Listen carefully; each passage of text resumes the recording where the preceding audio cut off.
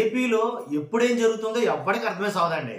ఏపీలో ఏం జరుగుతుందో అనేది ఎవరికి అర్థం కాదు. ఎందుకంటే ఓ పక్క నుంచి జగన్ గారి హయాంలో వీళ్ళే జగన్ గారి హయాంలో మొత్తం గంజాయి చేసేసారు. డ్రగ్స్ రాష్ట్రం అయిపోయింది. ఏపీ మొత్తం డ్రగ్స్ తోటి నిండిపోయింది. ఇక కంటైనర్లతోనూ డ్రగ్స్ వచ్చేస్తుందని ఇలా రకరకాల దారుణమైన అబద్ధాలన్నీ మాట్లాడారు. వాస్తవంగా అయితే కనుక వైజాగ్ వచ్చిన కంటైనర్ నిండా డ్రగ్స్ ఉన్నాయన్నారు. ఆంధ్రప్రదేశ్ మొత్తం కూడా డ్రగ్స్తో నిండిపోయిందని అన్నారు. కాబట్టి గంజాయి రాష్ట్రంగా మార్చేశారని అన్నారు. మేము అధికారంలోకి వస్తే మాత్రం క్లీన్, అసలు ఎలాంటి డ్రగ్స్ లేకుండా, గంజాయి లేకుండా, అసలు గంజాయి కేసులే లేకుండా, ఎలాంటివి లేకుండా మేము చేస్తామని అన్నారు. తీరా చూస్తేనేమో 2 సంవత్సరాలు ఇంచుమించుగా 20 నెలలు ఎంత అవుతుంది, 21 అనుకుంటా. అప్పటి నుంచి ఇప్పటి వరకు కూడా గంజాయి కేసులు వస్తూనే ఉన్నాయి. గంజాయి కేసులు పట్టుకుంటూ ఉన్నారు. పెద్ద మొత్తంలో గంజాయి పట్టుకుంటారు. కానీ ఎక్కడా కూడా క్లీన్ చిట్ అనేది ఏం లేదు. గంజాయి ఇంకా కేసులు ఇంకా ఎక్కువయ్యాయి నన్ను అడిగితే కనుక. కాబట్టి వాళ్ళు వీళ్ళు చేస్తే అనుకోవచ్చు. డైరెక్ట్ వాళ్ళ ఎంపీలే టీడీపీ ఎంపీనే డ్రగ్స్ కేసులో పట్టుబడితే మరి ఎలా చెప్పాలి, దీన్ని ఎలా మాట్లాడాలి నాకు అర్థం కాల. ఫస్ట్ అయితే కనుక వాస్తవాలు ఏంటో రాష్ట్ర ప్రజలకు తెలియాలా. అందుకు మీ బాధ్యతగా లైక్ చేయండి. ఫస్ట్ చెప్తాను, లైక్ చేస్తే ఇన్ఫర్మేషన్ ఎక్కువ మందికి షేర్ అవుతుంది. ఈ వీడియో ఎక్కువ మందికి చేరుతుంది. కొత్తగా మన ఛానల్ చూస్తే పక్కాగా సబ్స్క్రైబ్ చేయండి. మీ అమూల్యమైన అభిప్రాయాన్ని కామెంట్ రూపంలో తెలియజేయండి.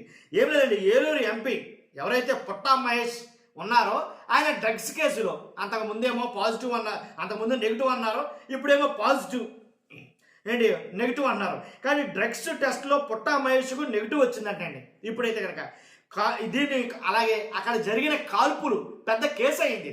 కాబట్టి ఏదైతే మొయినాబాద్ ఫామ్ హౌస్లో జరిగిన రోహిత్ రెడ్డి డ్రగ్స్ పార్టీని ఏగల్ టీం మొత్తానికి ఎలాగైతే పట్టుకుంది.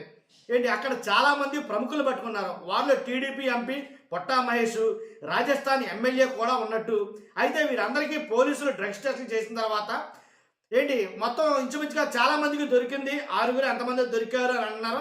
ఏదేమైనప్పటికీ కాపాడాల్సిన మీరే, పరిపాలించాల్సిన మీరే ఎలా అయితే ఎలా పరిస్థితి. ఇప్పుడు ఏం మాట్లాడతారు, ఖచ్చితంగా ఇలాగే ఉంటుంది కదా. ఇప్పుడు డ్రగ్స్ టెస్టులు చేశారు. ఏమని ఈ పార్టీలో పాల్గొన్న మొత్తం 10 మందికి పోలీసులు డ్రగ్స్ టెస్టులు నిర్వహించగా తాండూరు మాజీ ఎమ్మెల్యే పైలట్ రోహిత్ రెడ్డితో పాటు మరో 4 నమిత్ మిశ్రా, రీతేష్ రెడ్డి, కౌశిక్ రెడ్డి, అర్జున్ రెడ్డికి పాజిటివ్ అని తెలియంది. ఈయన కూడా ఎవరికి కూడా పుట్టా మహేష్ కూడా. కాబట్టి ఏదేమైతేనేంటి మొత్తానికి అసలు కూటమిలో ఒక రకమైనటువంటి అవమానం పాలైందని చెప్పాలి. మరి ఎలాంటి దాని మీద ఎలాంటి వ్యాఖ్యలు చేయలేదు కూటమి పార్టీ నుంచి. ఎలాగా మరి వాళ్ళ పార్టీ అభ్యర్థి కాబట్టి, ఎంపీ అభ్యర్థి కాబట్టి దాని మీద ఎలాంటి మాటలైతే కనుక రాలా. ఏది ఏమైనప్పటికీ అంటే ప్రజలకి అంబాసిడర్గా ఉండాల్సిన వాళ్ళే, ప్రజలకి ఒక మంచి మెసేజ్ పంపాల్సిన వాళ్ళే ఎలాంటి పనులు చేస్తే ఎలా ఉంటుంది. ఇప్పుడు రేపో చాలామంది సోషల్ మీడియాలో మాట్లాడుతున్నారు. రేపో ఎల్లుండో ప్రెస్ మీట్ పెడతారో, ప్రెస్ మీట్ పెట్టి ఇలాంటి ఒక టేబుల్ పెట్టి ఆ టేబుల్ మీద ఏదో పిండి అంటే మైదా పిండి, ఫర్ ఎగ్జాంపుల్ మైదా పిండి టేబుల్ మీద వేసి ఆ టేబుల్ మీద వేసిన మైదా పిండిని వాసన చూస్తాకి ఇది మైదా పిండి అని చెప్పారు నాతోటి. అది మైదా పిండా కాదని చూడటానికి నేను ఒంగుని అంట పీల్చానంతే.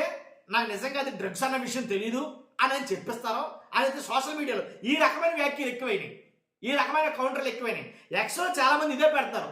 పాప ఆయనకి తెలియదండి, అది వేసిందేమో టేబుల్ మీద వేసింది మైదా పిండి అనుకున్నారంట. మైదా పిండో కాదు అని టెస్ట్ చేయడం కోసం ఆయన ఒంగుని ముక్కుతోటి పీల్చాడంట అని అయితే మాట్లాడతారో. ఇదే జరుగుతుంది రేపు పొద్దుట.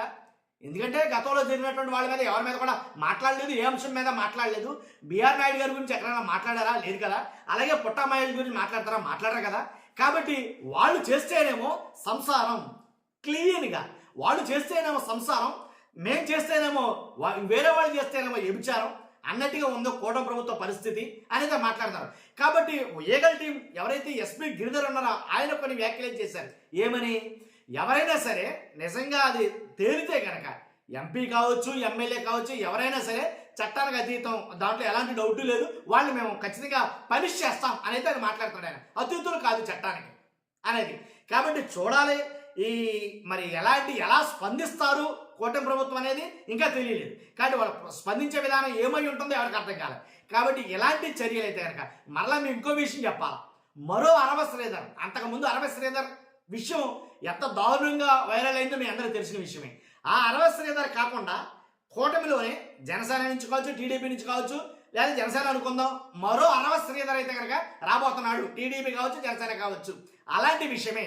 ఎందుకంటే అది అనేది ఖచ్చితంగా ఇప్పుడు బాగా హైలైట్ అవుతుంది కాబట్టి ఆల్రెడీ ఆ వీడియో కూడా బయటకు వచ్చింది. కొన్ని వీడియోలు అంటే దీనికి సంబంధించి పొట్టా మహేష్ గారి డ్రగ్స్ కేసుకు సంబంధించి కొన్ని వీడియోలు అయితే ఉన్నాయి. ఆ వీడియో నేను పెడతాను. అవి పెట్టి అవి చూసిన తర్వాత మీ అభిప్రాయాన్ని కామెంట్ రూపంలో తెలియజేయండి. నిష్పక్షపాతంగా మీ అభిప్రాయాన్ని కామెంట్ రూపంలో తెలియజేయండి. Thank you very much.